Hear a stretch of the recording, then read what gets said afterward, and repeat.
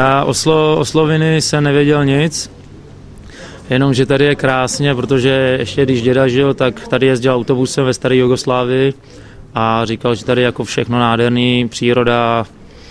jako, že to je fakt tady krásný a jediný co, takže jsem slyšel, že tady v Jesenici trénoval Franta Výborný a já ho poznám, protože mě trénoval v Litvínově.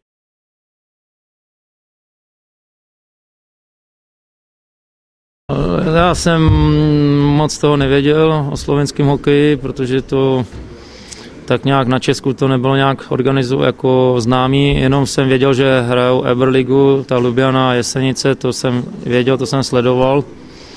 A jinak jako jedinýho, koho jsem poznal z hráčů, tak byl Rok Pajič, že občas přišel do kabiny u Liberce, tak kluci s ním mluvili, říkali, to je Rok Pajič, on mluvil výborně česky,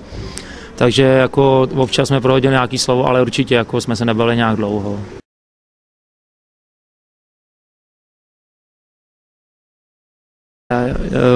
Tak mě se všichni ptali, jak to tady vypadá, jestli to tady nějak tou válkou poznamenaný a já říkám ne, že tady vůbec ve Slovenii, že to je krásný hory, krásná země, lidi se ke mně krásně chovají a vlastně teďka tady byl táta 10 dní a říká, ještě předtím tady byl před 14 dnema i s mamkou a mamka je velká faninka Vinetuva filmu, tak táta ji musel vzít do Chorvatska na Plitvické jezera, aby věděla, kde se film točil a byla strašně šťastná, že to viděla na vlastní oči a říkám, tady všichni se chovají ke mně pěkně, pěkná země, pěkný hory, jezera, čistá voda, lidi se chovají ke mně pěkně, fandí a nemám já v Jesenici vůbec žádný problém a jsem tady jako hodně spokojený.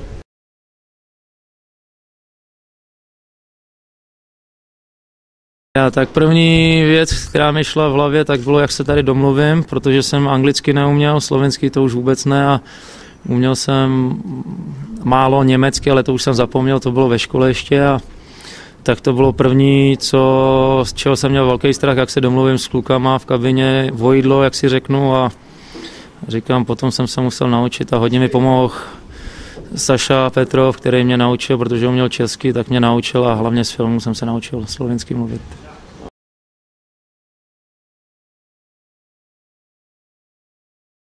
Já mluvím slovensky, to je vlastně to samé jako česky, akorát jsou tam jiné slovíčka některé. Rusky, to jsem se musel taky naučit za 14 dní, protože jsem anglicky neuměl a jiná šance nebyla a vlastně slovensky teďka jsem se naučil, takže takové ty slovanské jazyky.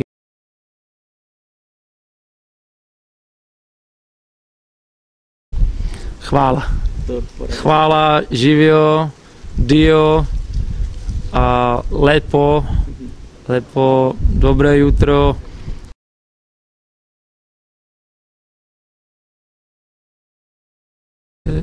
To je ľahko, to ja zgovorím vskos, ľahko, to...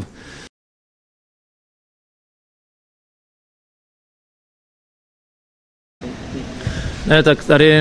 ve Slovenii se mi hodně líbí země, příroda, lesy, jezera, že tady je čistá voda, vlastně nemáte tady nějaký vyložený nepořádek po zemi, že se nevalí nějaký smetí a takové ty druhé věci a říkám, máte krásnou přírodu a to já hodně moc ocením, že je krásná příroda, hory a čistý jezera.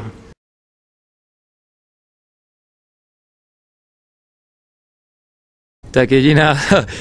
slabší věc je, že tady je drahý pivo a ještě to není takový jako u nás a ve všech hospodách nedostanu točený, což je úplně to nejhorší, co může být, když musím pít lahvový pivo.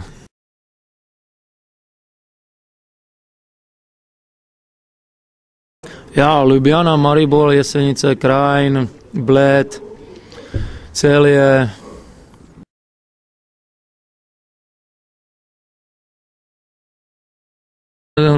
Slyšel jsem jméno prezidenta vašeho, ale nemůžu si momentálně vzpomenout, protože říkám, on se mnou určitě nebude mluvit, já s ním taky ne, já jeho k životu nepotřebuji, on mě určitě ne, takže jako nevím, no.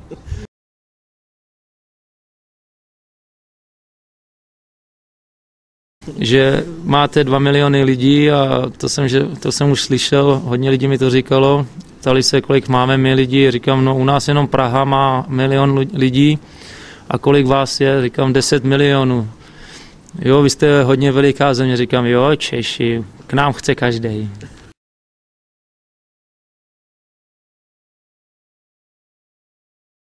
Tak tady jediný,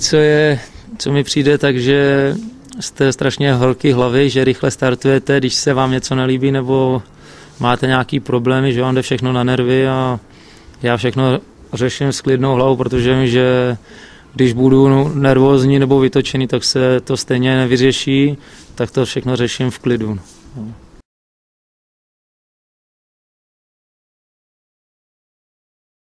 Já jsem tady zkusil čivapčiči, ale nevím, jestli je to vyloženě slovinský jídlo, a někdo říká, že to je z Bosny. My to máme taky na Česku, ale nevěděl jsem nikdy, že to je vlastně tady odtaď, že to pochází, a pak ještě jakoby takový z brambor se to dělá, dává se do toho maso a nevím to pojmenovat.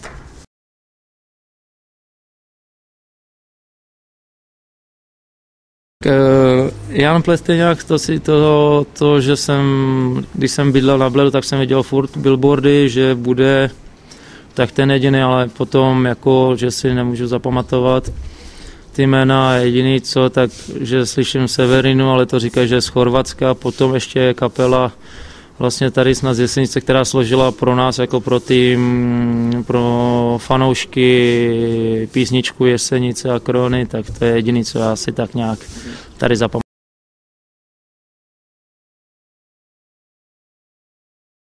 Když by mi přišli známí, rodina nebo kamarádi, tak by jsem určitě ukázal na Bledu jezero, hrady, oba dva, jeden nahoře, jeden uprostřed jezera, vzal by jsem je k Bochyni na jezero podívat se, ať vidí, jak to tam vypadá, jak je to krásný. A určitě na Kránskou Góru v zimě, jak to tam vypadá, rekreační středisko pro lyžování, jezera tam jsou a hory. A ještě určitě do Ljubljany, do hlavního města, aby viděli, jak vypadá hlavní město někde jinde.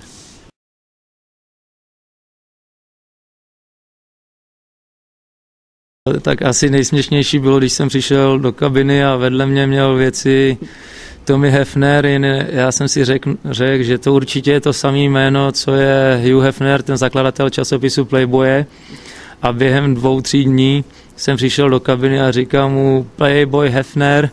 Hugh Hefner, že má hodně ženských, a celá kabina se smála a to mi nemohl říct půl slova, jak se smál.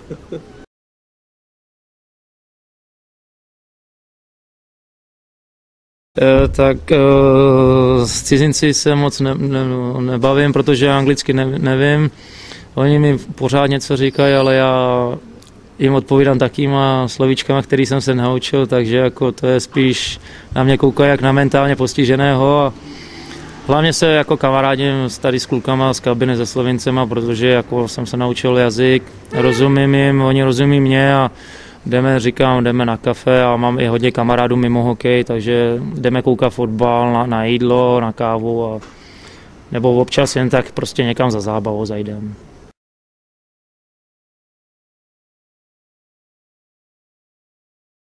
Tak mám přezdívky Fiko, Fičo, Michal, Čech mi říkají, a potom ještě takový přezdívky a to nemůžu ani říct, to až po 10. hodině.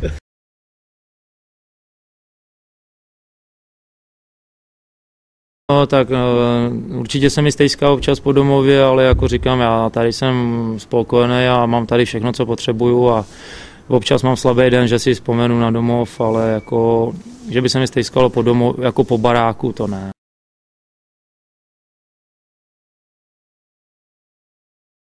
Tak já chodím do Čech jenom když jsou tak 2 a víc dní volno, protože když je jeden den volno, tak se to nevyplatí. Já to mám 8 hodin nahoru, 8 hodin dolů, a být kvůli 5 hodinám doma v Čechách, to se mi nevyplatí. Je to i drahá cesta a určitě nechci, aby se něco mi stalo na cestě, že nemusí to být moje vina, ale někdo druhý může něco udělat a může se stát něco špatného.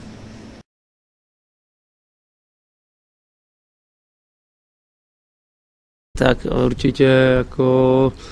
že tady si všichni ze všeho hned něco berou, že berou život vážně, a já jsem takový, že beru život prostě jako srandu.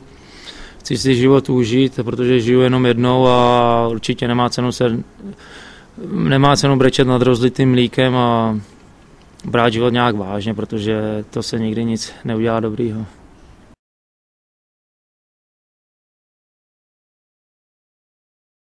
Tak já bych tam asi žil s těma penězma, co mám tady v Jesenici, tak asi bych chtěl s nima žít, jako platit v Čechách, protože tady neříkám, že je všechno drahý, ale když jdu na večeři po zápase, jak dám 8 euro za pizzu a ještě nějaké pití a v Čechách by mi to vyšlo u mě doma někde na 3,5 eura, takže určitě bych asi s těma penězma chtěl platit doma.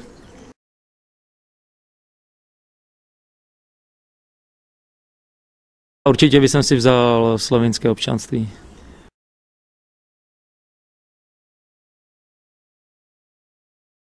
A kluci tady známí mě pozvali, ať se jdu podívat na zápas, na florbalový zápas. Zrovna hráli z Olympií Lubjaň a chtěl jsem tady navštívit i fotbal, ale vždycky se mi to krylo s tréninkama nebo se zápasama.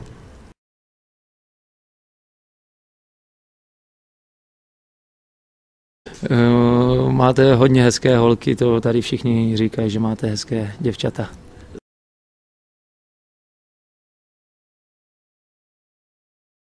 Já tak určitě, aby mě nebrali jako cizince, protože já se tady cítím jako doma, jsem tady spokojený, všechno, nemůžu říct špatnou věc, jedinou špatnou věc nemůžu říct na Slovenii,